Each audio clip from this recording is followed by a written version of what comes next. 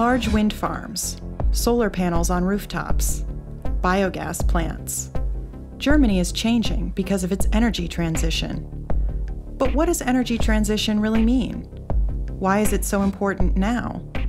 And where are the opportunities and challenges? We need energy in all areas of life, for transportation, and as heat and electricity. Today, we get most of our energy from fossil fuels. But there are many arguments against the use of fossil fuels.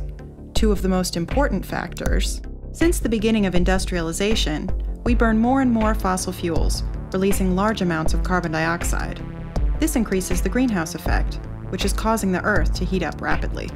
We have induced man-made climate change, which dramatically changes our planet's natural processes and creates a number of problems.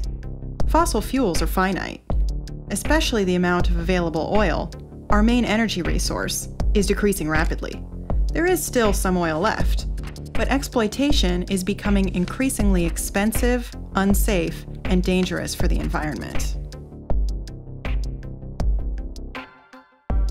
Both factors are exacerbated by rapid economic development in emerging countries.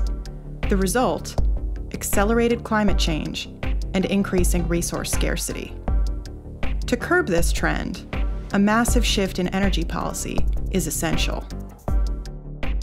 Nuclear power is no solution.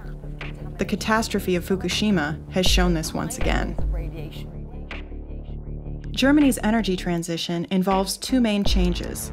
First, a shift to renewable energy instead of fossil fuel.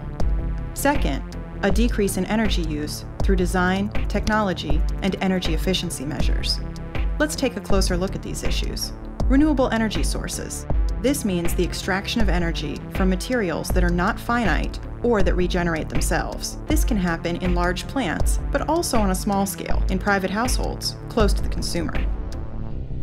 Wind turbines have rotors, which are moved by the power of the wind. A generator then creates electricity.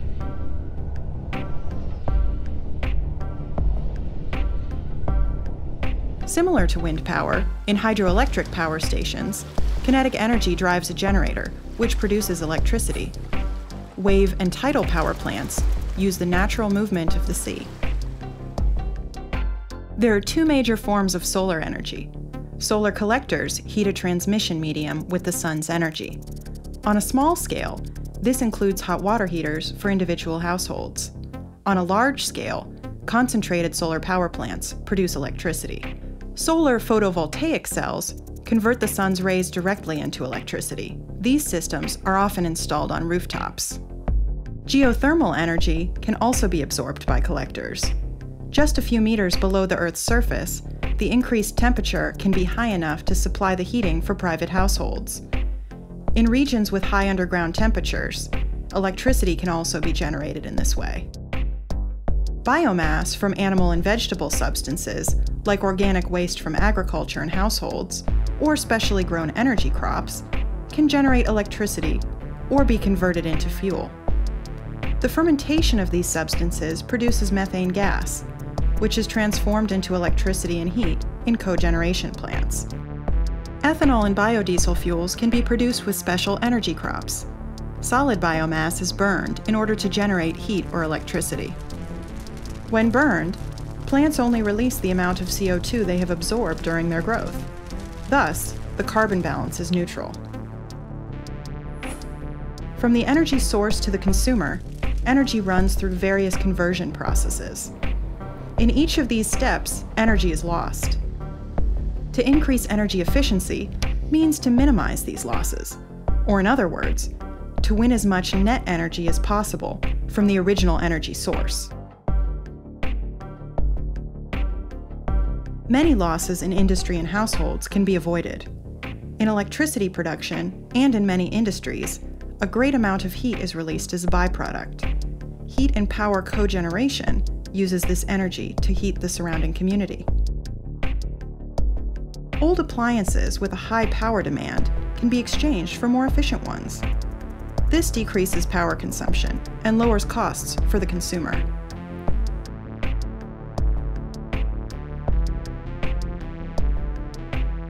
Just as important as increasing efficiency, is the reduction of overall consumption. Our way of life uses too much energy. We need to conserve. The energy transition is a very complex challenge. What are the difficulties? The use of renewable energy can have negative ecological consequences. Occasionally, the interests of nature conservation conflict with the production of green power. Wind and hydroelectric power plants may damage the habitats of birds and fish. For the cultivation of energy crops, rainforests are cleared. This destroys valuable ecosystems and important natural carbon sinks and increases CO2 emissions. Energy crops are often grown on fields that previously grew food crops. This increases world food prices. Residents in the vicinity of many power plants can complain about unsightly buildings and noise. At times, state funding practices have been criticized. Subsidies can hinder a complete restructuring and favor a few large energy producers. Businesses and households often cannot afford the upfront costs of buying more efficient equipment. And sometimes, it is very difficult for us to change our habits. The reliable and constant supply of green electricity is a major technical challenge. 2 points are particularly challenging: the structure of power grids and the storage of power. In Germany, for example, energy production and consumption are located in different regions. The largest supplier of renewable electricity, wind power plants, are mostly located in the north due to good climate conditions. Much of the country's energy-intensive industry, however, is located in the south. Currently, the power grid lacks the capability to transport enough energy from north to south. As a result, energy often has to be bought from other sources, even though enough energy is actually produced.